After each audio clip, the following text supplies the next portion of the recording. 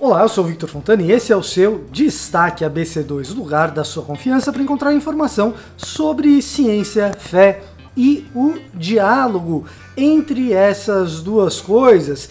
E na edição de hoje você verá o nosso painel de discussões sobre o noticiário científico da semana com Marcelo Cabral e Tiago Pereira, mas não sem antes eu dar o alerta de que tem curso novo da Associação Brasileira de Cristãos na Ciência que você pode se inscrever por meio do link que está aqui na descrição do vídeo. E Deus falou na língua dos homens é o curso novo a ser ministrado pelo Paulo Won. Paulo Won, meu grande amigo, também teólogo, num curso que é para te ajudar a entender melhor o texto bíblico, um curso de introdução à Bíblia, para que você conheça melhor o conjunto de 66 livros que nós chamamos de Bíblia, baseado no livro que ele lançou pela editora Thomas Nelson. Olá pessoal, tudo bem com vocês? Eu sou o Paulo Won, autor do livro E Deus Falou na Língua dos Homens, uma introdução à Bíblia. É com muita alegria que eu quero anunciar para vocês que a Associação Brasileira de Cristãos na Ciência está abrindo um novo curso aqui na nossa plataforma. O link está aqui na descrição e eu faço questão que você pelo menos dê uma olhada para ver se você se interessa, porque o conteúdo é de fato muito bom. Eu tive acesso ao livro antes da publicação, li e posso afirmar com alguma certeza de que para o ano de 2020 não há na literatura brasileira, entre autores brasileiros, uma obra tão importante como essa no campo da teologia. Então vale a pena você conhecer o curso. Agora, sem mais delongas, nós vamos ficar com o noticiário dessa semana, comentado por Marcelo Cabral e também Tiago Pereira.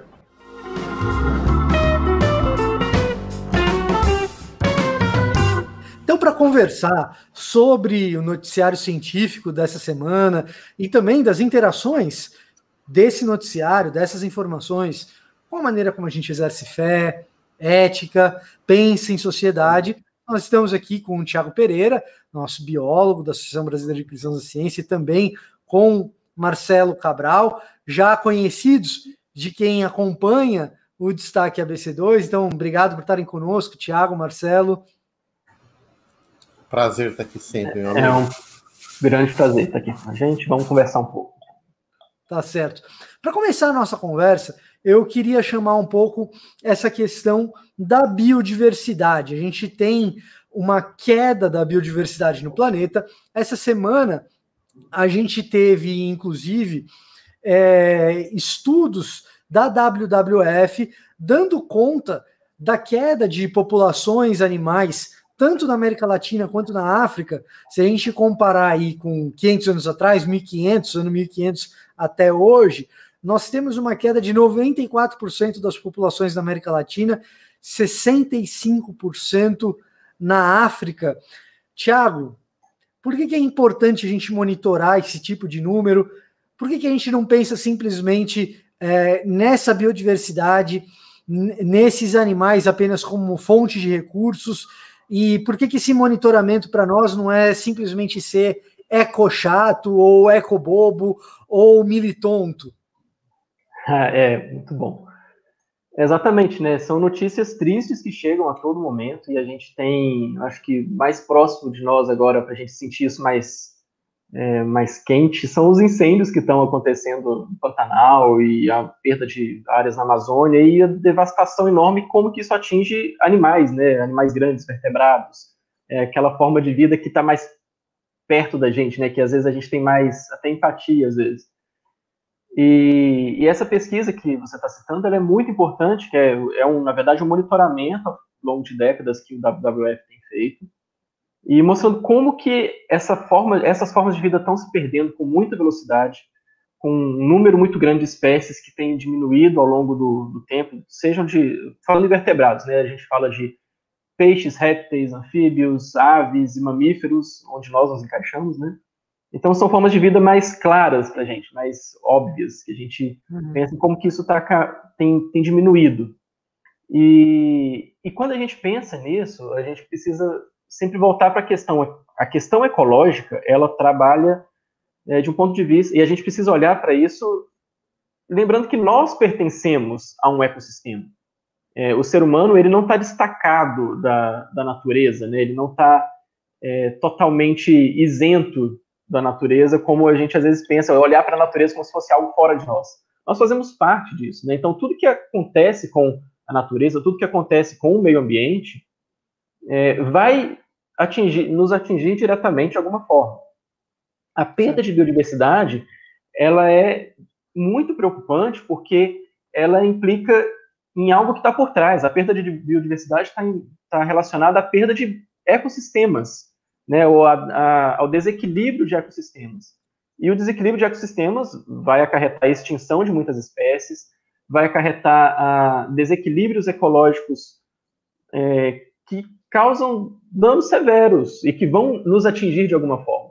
O próprio exemplo do coronavírus é um exemplo desse, né, que é algo ocasionado por um desequilíbrio ecológico, não está relacionado à perda de nenhuma espécie, mas o desequilíbrio ecológico pode ter levado a alguma espécie ser perdida naquele contexto, né, na Ásia, por exemplo, mas isso em todos os continentes, e nos afeta aqui. Olha, algo que acontece às vezes lá no continente asiático, vem para nós e nos afeta aqui. Então, a gente tem essa ligação muito grande, por exemplo, essas chuvas de gafanhotos que às vezes acontecem, né, e a gente já noticiou sobre isso, também às vezes tem a ver com o desequilíbrio ecológico. Então, a perda de espécies é preocupante. A gente precisa se atentar a isso, lembrar que quando se noticia a perda de uma espécie, não é simplesmente uma questão de mera empatia e lidar com isso. É questão de cuidado com a natureza, porque nós precisamos de ecossistemas bem equilibrados para que nós nos desenvolvamos também, para que as nossas sociedades floresçam. A gente tem que estar lembrando que esse pensamento é holístico, e quanto mais holístico a gente enxerga isso, melhor é para nós. Uhum. Marcelo, do ponto de vista teológico, a preservação de espécies, a conservação, existe aí algum tipo de implicação ética e moral também, né? Sim. Bom, esse é um ponto que nós conversamos com alguma frequência sobre como a tradição cristã, se você quiser pegar, desde as suas raízes judaicas, sempre foi uma religião, se eu posso dizer, uma religião da terra.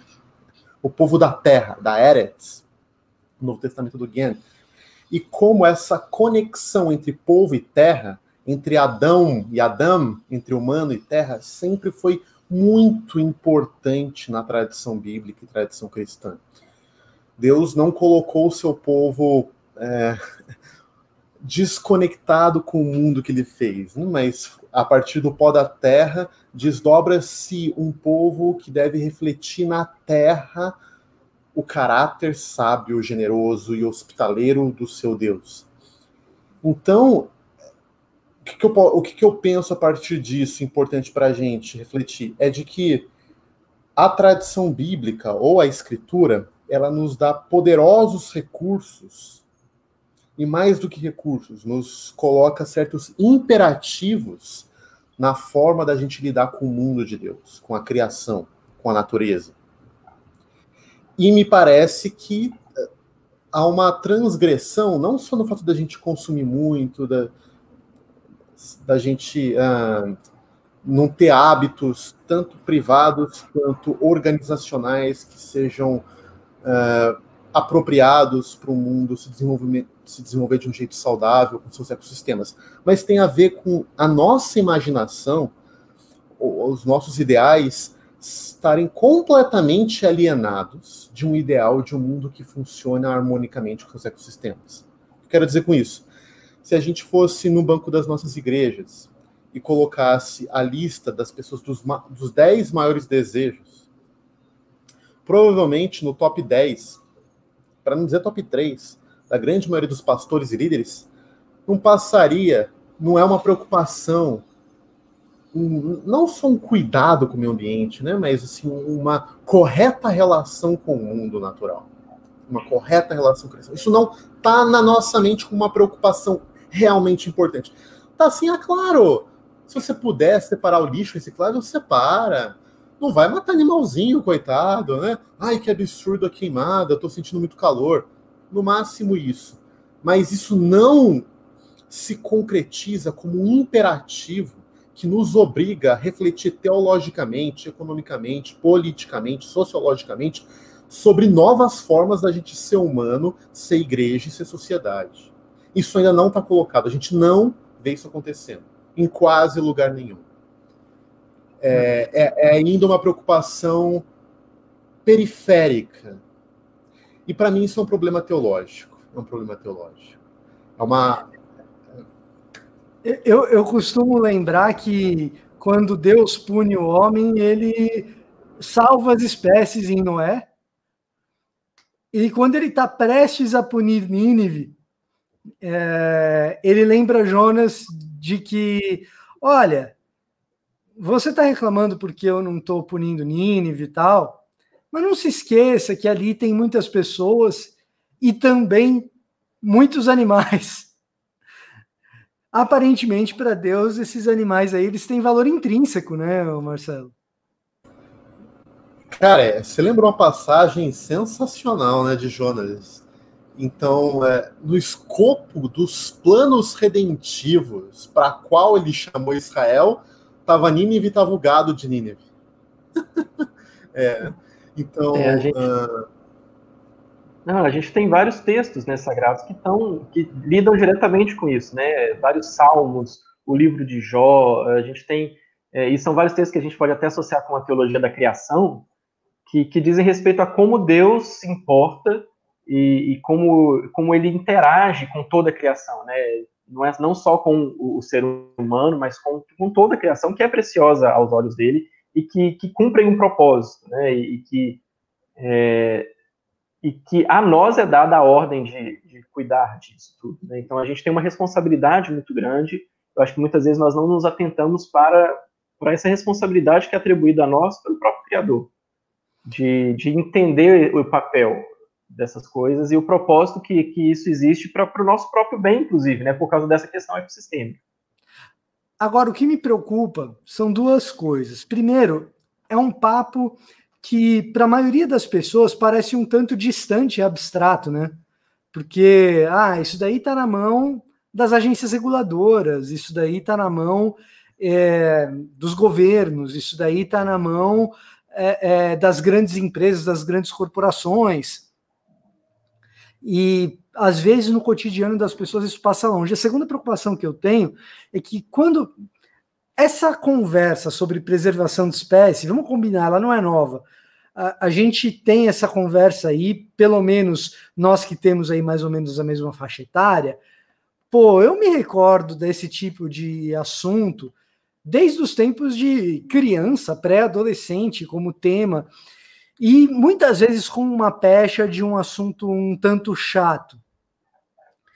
E, por outro lado, a gente sabe que essas regulações, essas ações governamentais no sentido de tolher um pouco do avanço, seja industrial, seja urbano, e esse monitoramento da WWF, Thiago, me corrija se eu estiver errado, mas ele faz uma correlação direta de aumento populacional humano e diminuição das populações de diferentes espécies.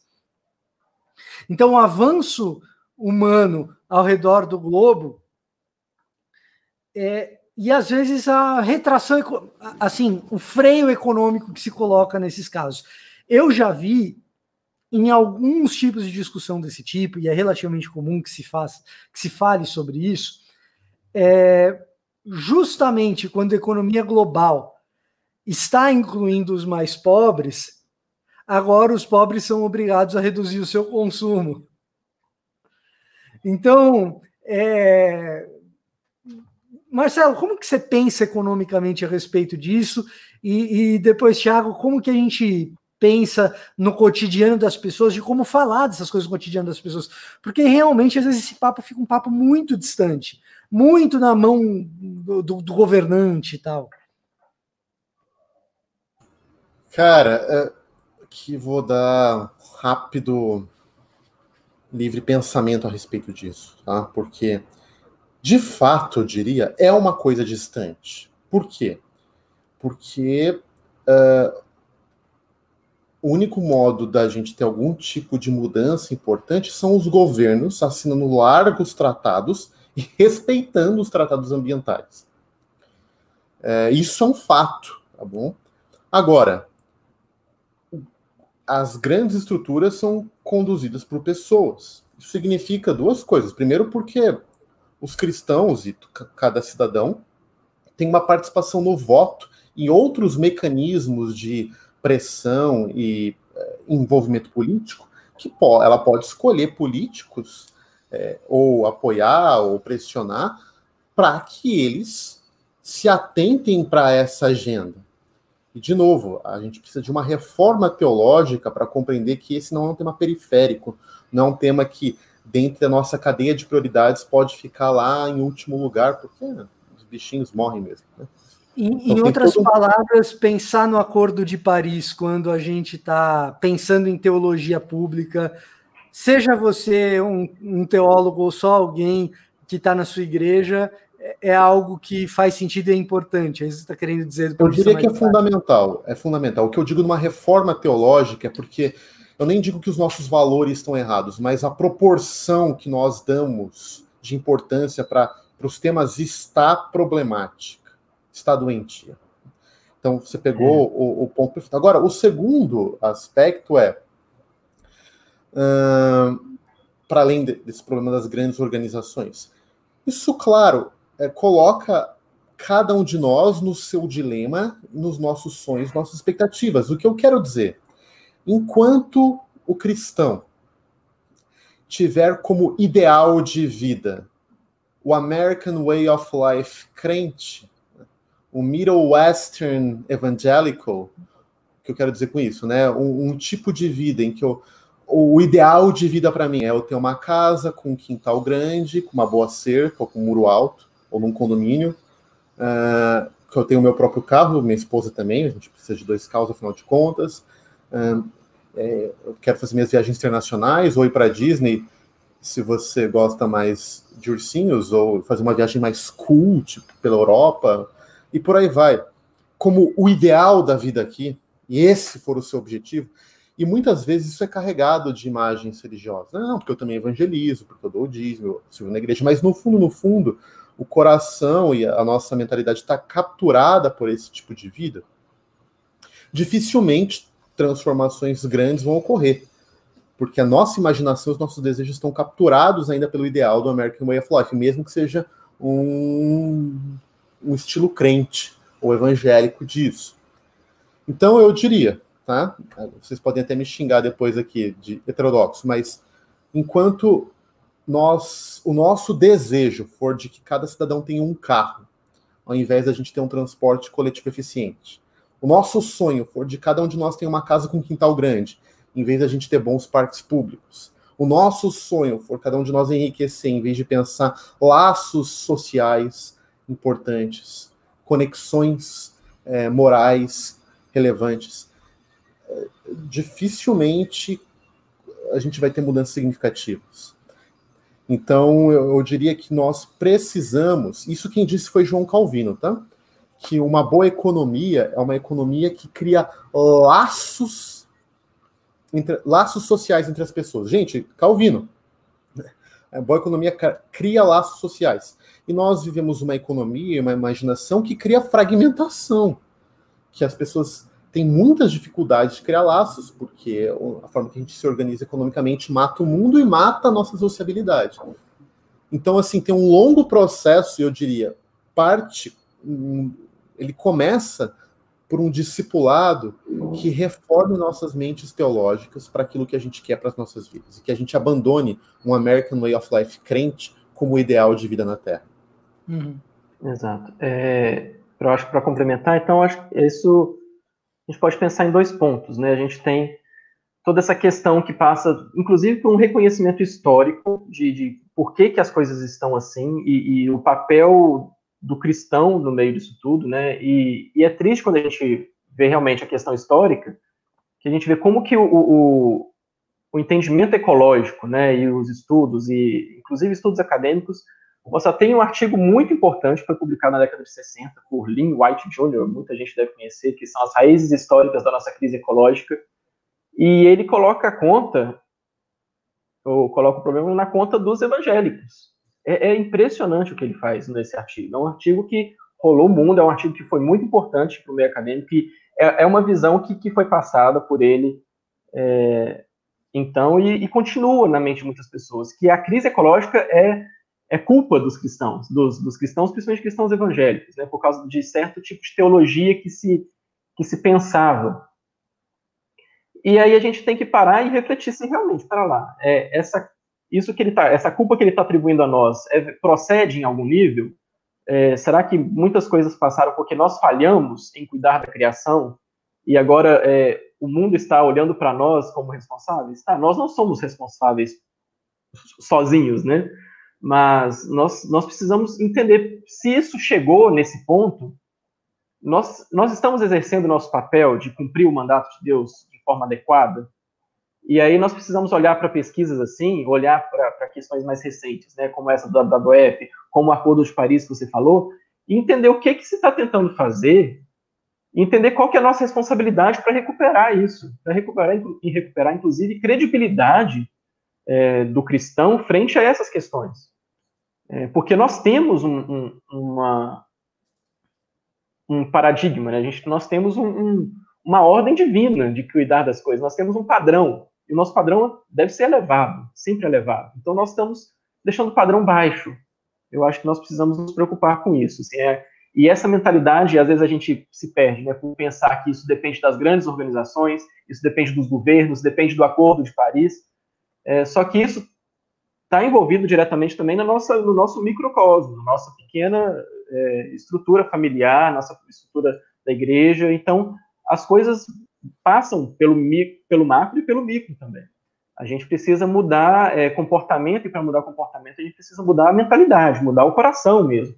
Como que nós enxergamos essas coisas para a gente responder como Deus espera que nós respondamos. Perfeito.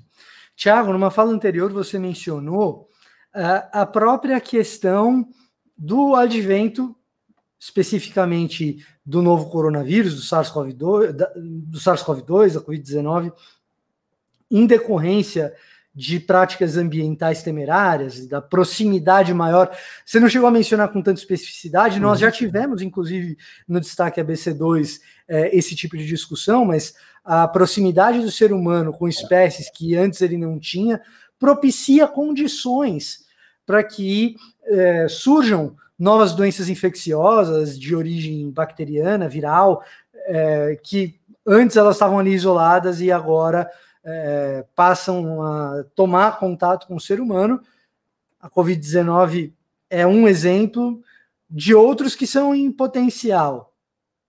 Sim. Agora, eu queria mudar um pouco da nossa conversa para a própria Covid-19, porque me parece que essa questão da mentalidade que nós temos tocado aqui, de como a gente enxerga o mundo, o nosso jeito de pensar, os nossos ideais de consumo, que o Marcelo tocou, eles afetam demais a nossa maneira de interpretar os próprios males que nos acometem. Essa semana, o Departamento de Psicologia da Universidade de Princeton foi entrevistado ali, na verdade, Elke Weber, que é uma das pesquisadoras do Departamento da Universidade de Princeton, foi entrevistada para uma matéria da National Geographic, falando a respeito da inabilidade que nós temos tido de lidar com os números assombrosos da Covid-19, das mortes da Covid-19, que não provocam em nós o mesmo tipo de indignação que outros eventos de alto número de mortes, mas não tão altos, provocam, como a queda de aviões. Então, 737 MAX começou a cair, rapidamente todo mundo começou a exigir que a Boeing colocasse os aviões no chão, para de voar, por causa de 2 aviões que caíram. Se a gente pensar na Covid-19, a gente tem aviões e aviões e aviões caindo todos os dias, e nós ainda temos pessoas que banalizam essas mortes ou que têm lidado com essas mortes de maneira insensível, e num certo sentido parece que a gente se acostumou com a ideia de que é normal a gente ter esse número assustador de mortes o tempo todo. De certa maneira, como que a gente lida com isso? Com esse jeito de pensar? O quanto... E aí, Marcelo, eu vou puxar para o teu lado heterodoxo e teológico também. A minha teologia é ortodoxa, hein? Heterodoxo na economia, né? Heterodoxo na economia, né? Não na teologia. Isso é um negócio interessante. Né? Pô, teu lado heterodoxo que você gosta de uma gastança pública, né? Depois você se defende. Isso é um papo para outro dia para eu explicar. Deixa para outro dia. Depois você se defende, Marcelo. Né? Mas o que eu estava querendo dizer é o seguinte: o quanto que o nosso anseio por bem-estar financeiro nos levou a banalizar uma catástrofe mundial. E o quanto que isso não está relacionado precisamente com o que você estava mencionando, a respeito de um ideal de vida que tem mais a ver com o American Way of Life do que com o Bom Samaritano. Cara, pronto, essa frase já me cortou o coração aqui. Não, de verdade. Bom, se o nosso valor supremo, seja ele consciente ou inconsciente, é um estilo de vida com certa abundância e conforto material, aliado, né, com alguns valores que eu percebo como liberdade de expressão, etc., eu vou me preocupar. Isso pode ser um movimento inconsciente.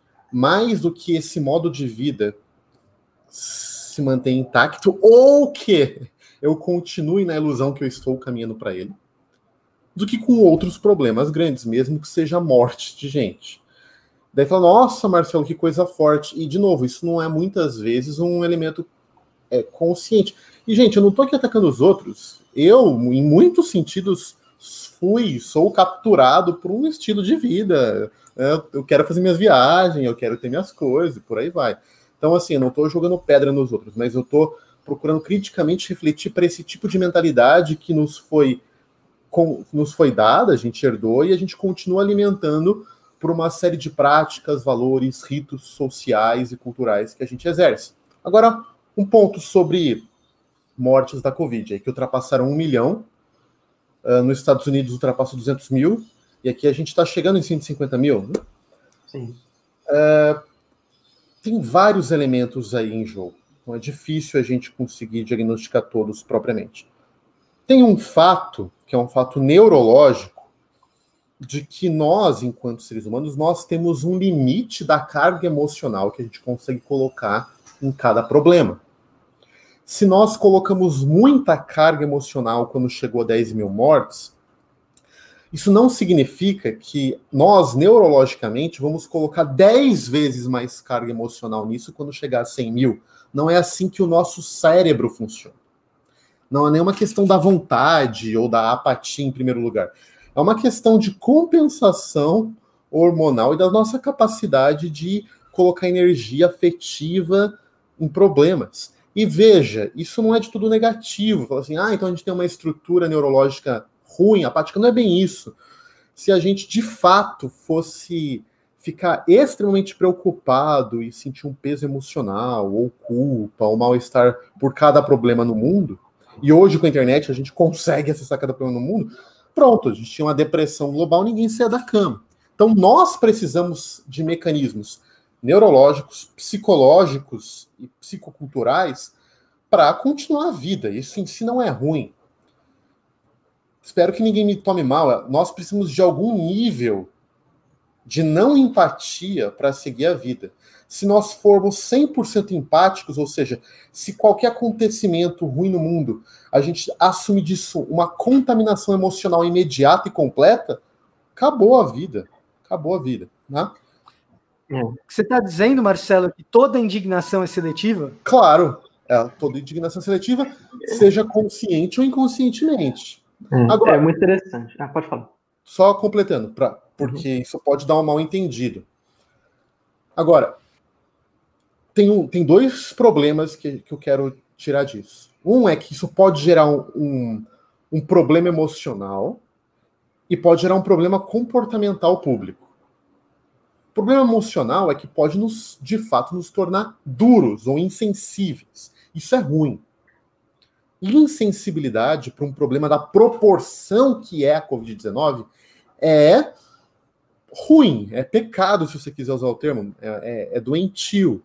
Se a gente se tornou completamente insensível com o tamanho do problema, o número das mortes que isso alcançou, é porque o nosso coração não é mais de carne, ele é de pedra. Isso é um problema. A gente precisa, sim, estar sensível à dor de milhões e milhões de pessoas, porque estão perdendo, está morrendo, amigos, familiares, conhecidos. Obviamente, você pega qualquer uma dessas pesquisas, qualquer uma delas, as pessoas se tornam muito mais sensíveis quando alguém do seu círculo ou de amigos ou familiares morre. Isso é óbvio e é estatisticamente comprovado. Um exercício nosso é treinar algum nível de sensibilidade, mesmo para quando a gente não tem amigos ou familiares morrendo. Esse é o problema da sensibilidade. Agora, o outro problema que eu digo, que é o problema prático, social, tem a ver com o seguinte: se eu me torno insensível emocionalmente, pode ser que, não é uma ligação direta, mas pode ser que eu me desatenha ou flexibilize os cuidados comportamentais que eu preciso ter. Como? Máscara, lavar a mão, álcool gel, na medida da possibilidade de manter o distanciamento social, só sair para necessidades, não fazer festa no AP com 50 amigos, todo mundo estourando champanhe, se abraçando. Eu não defendo um isolamento completo, né? Eu sei que isso tem outros tipos de danos, então com certos cuidados a gente pode ter algum nível de sociabilidade, mas a gente, é uma doença gravíssima que não acabou. Nós precisamos de uma série de cuidados. Infelizmente, é algum nível, sim, de distanciamento social. Então, se a insensibilidade está provocando uma perda de consciência nos nossos hábitos públicos, isso é mau testemunho, isso é problemático porque nós estamos contribuindo para o avanço da doença e a gente precisa tomar cuidado. Então, aí que é a grande conexão das coisas. Tiago, você ia falar?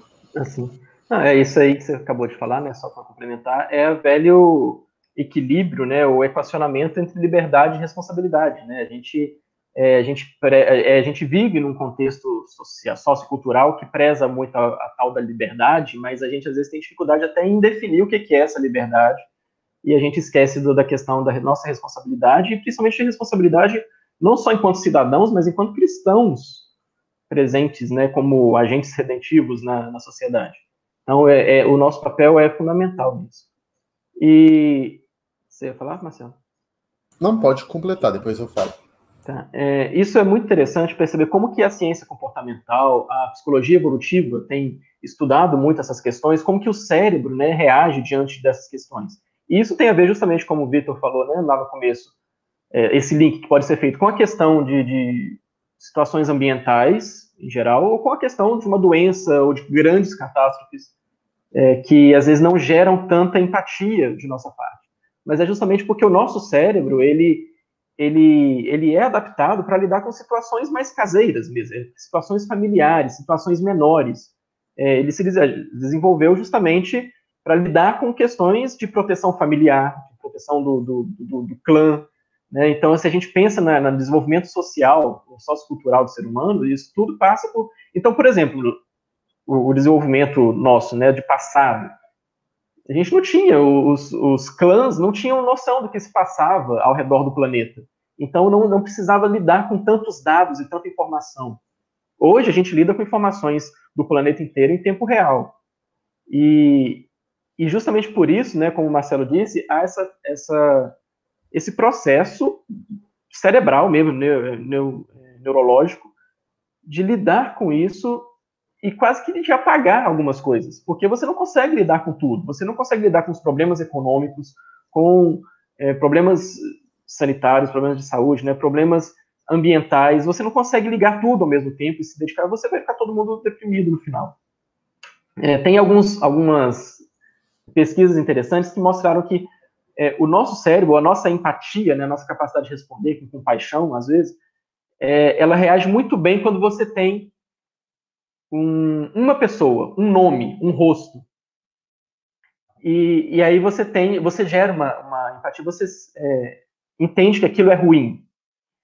Se você coloca duas pessoas, não dobra o sentimento. Na verdade, divide o sentimento. É isso que tem sido interpretado. Quanto mais pessoas você coloca naquele problema, né, por exemplo, que está sendo enfrentado, o nosso cérebro ele não multiplica, ele divide a carga. Então, acaba que chega um ponto que, como existe esse limite, né, que o cérebro vai lidar, a gente entra no que se chama de entorpecimento psíquico, algo do tipo. Esse entorpecimento é justamente esse ponto que a grande tragédia ela não gera mais empatia, ela gera uma apatia, porque é como se o cérebro ele parasse. Ele fala, aqui não dá mais para lidar. Então, o nosso papel é justamente para não desenvolver essa frieza ou essa dureza de coração, é um exercício de nós treinarmos a nossa sensibilidade, de nós enxergarmos além, né, e aí entra aí sim entra a importância de uma vida espiritual, de uma transcendência que entende o ser humano, que entende a morte, que entende que as relações sociais são importantes, né? O tecido social ele constitui algo que deve ser prezado por nós. E então a gente começa, por exemplo, algum bom exercício é colocar nomes, colocar rostos naquela mera estatística, porque a estatística ela tira os rostos, né? A estatística ela pasteuriza todo mundo e deixa todo mundo como meros números, e a gente precisa voltar a dar nomes. Por exemplo, teve um jornal nacional, há uns meses atrás, que o William Bonner, no final, ele falou exatamente, ele deu uma mensagem, assim, incentivando as pessoas a darem nomes, a lembrarem das famílias enlutadas. E teve uma comoção, ou seja, existem alguns momentos durante a pandemia que a comoção ela vem à tona, porque a gente meio que desliga as outras coisas e liga esse momento, né? Então a gente faz esse jogo.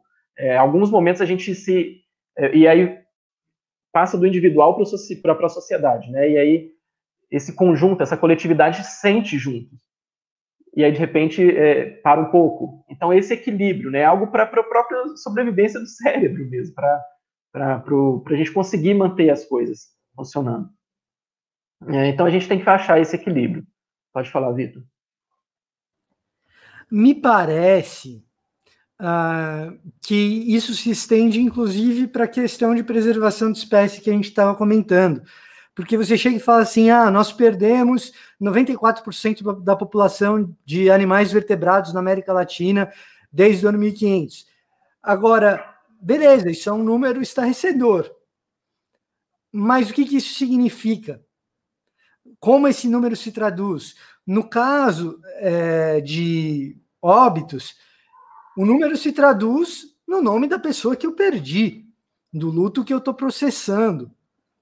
E se eu não estiver processando nenhum luto, vai ficar a cargo da minha capacidade de imaginação e da minha disposição de imaginar a dor de alguém que perdeu. Mas nesse caso, se morreram 10 mil, ou se morreram 100 mil, ou se morreram 150 mil, ao que parece, pelo que o Marcelo explicou, pelo que você acabou de explicar, um mecanismo químico ali do meu cérebro ele é meio que igual. Meio que não muda.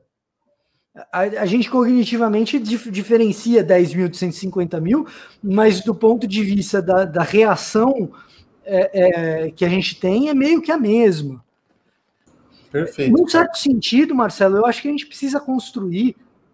Aí eu não saberia dizer se eu estou no caminho certo ou não, mas num certo sentido, a gente precisaria construir deliberadamente mecanismos cognitivos que façam com que intencionalmente eu atribua pesos diferentes a coisas diferentes que acontecem. Né? E o modo de fazer isso é através de certos ritos, ou de certas práticas culturais. Você capturou uma coisa muito importante. Então, até no artigo, né, da National Geographic que fala desse assunto da Covid, ela cita uma pesquisa, uma professora da importante Universidade de Pittsburgh, que ela chama Yu Hu Lin, não sei se é assim que pronuncia, mas é uma professora lá de Ciências Sociais Computacionais. E ela coloca isso, né, que em certas crises sociais grandes, como quando a gente tem, por exemplo, um ataque terrorista, queda de um avião, uma explosão, fatalidades desse tipo, você consegue rapidamente, após o ocorrido, ter um memorial, ter um ato concreto, público, explícito, um ritual de processamento do luto. Isso, né, todas as culturas antigas têm certos ritos com seus mortos, porque é assim que a gente funciona. Nós precisamos passar por certas etapas ritualísticas, no bom sentido da palavra, certos processos, certas práticas, para que a gente cognitivamente dê contato daquilo que está acontecendo, consiga passar por um processo de luto e consiga colocar os pesos adequados aos acontecimentos. Proporcionar as coisas de modo correto. Um dos problemas da atual circunstância que a gente vive é que não acabou ainda. Deixa eu fazer um memorial para os que já morreram, deixa eu fazer outro ainda para os que vão morrer. Para muitas pessoas que perdem entes queridos, fica uma situação muito complicada, porque em vários casos a gente não pode nem ir no enterro, pelo próprio perigo de contágio. Ou, no meu caso, eu fui recentemente no enterro, num velório, não era da Covid, mas é uma coisa muito difícil, porque você não pode abraçar as pessoas. É muito difícil na nossa conversa. Você quer dar um abraço, você quer estar... Então, nós, por enquanto, somos impedidos de construir certos memoriais ou ritos públicos para dar conta cognitivamente da situação. Então, mas a gente precisa estar atento a isso. A gente precisa criar alternativas, seja um grande evento online, seja um grande dia de oração da igreja, um grande dia de lamento, seja construir memoriais, cartas, alguma coisa, que seria exatamente ideias boas para que a população, a começar pela igreja e pela população em geral, se dê conta da proporção gigante do que está acontecendo, do que a gente está vivendo. Que nós possamos, então, ter uma sensibilidade apropriada e dar uma resposta emocional e prática apropriada àquilo que a gente está vivendo. E dando essa resposta apropriada, que pode vir com muito choro, incrivelmente, como funcionam esses ritos, eles nos libertam para que a gente siga a vida também. Para que a gente possa continuar o nosso cuidado com a família, com o trabalho e com outras atividades. Perfeito. Eu estou complementando, eu acho que isso passa por uma compreensão importante, inclusive, do que é o ser humano e de sempre frisar que nós somos seres relacionais, né? Então, às vezes a gente se isola para lidar com algo do tipo, ou não cria vínculos, porque criar vínculos envolve um potencial sofrimento e coisas assim. Mas nós somos relacionais, e comunidades saudáveis, elas estão diretamente relacionadas positivamente com a construção de bons ritos, né, de boas liturgias, pensar assim, de bons processos para a gente lidar com essas coisas. Então, às vezes, a gente sozinho, a gente não vai ser alertado para isso, ou não vai se despertar esse sentimento. Mas em comunidade, a gente tem condição de dar respostas melhores, tanto teóricas como práticas também, né? Então, a gente pode ali exercer uma forma de lidar com isso e de apresentar uma resposta, de auxiliar pessoas que estão realmente enlutadas, que estão sofrendo diretamente. Então, a comunidade é muito importante. A gente precisa resgatar na nossa cultura ocidental, principalmente, né, essa visão comunitária. Eu acho que isso está muito perdido, isso tem relação direta com a dificuldade que nós temos, às vezes, de lidar com essas coisas. Perfeito. Então, com essas notas de um desenvolvimento de algum tipo de elaboração de luto, a gente convida você que nos assiste a refletir em cima de tudo isso que a gente discute já há semanas no Destaque ABC2, para que nós também não percamos a real dimensão dos acontecimentos que se colocam diante de nós. Então, você tem acompanhado o Destaque ABC2 e eu espero que continue. Na próxima semana, na próxima quinta-feira, a gente continua discutindo ciência, informando sobre pesquisa científica, academia, no diálogo com a fé. Tiago, muito obrigado. Marcelo, obrigado também. E você que nos acompanha, o meu agradecimento também. Nós vamos ficando por aqui. Até o próximo Destaque ABC2.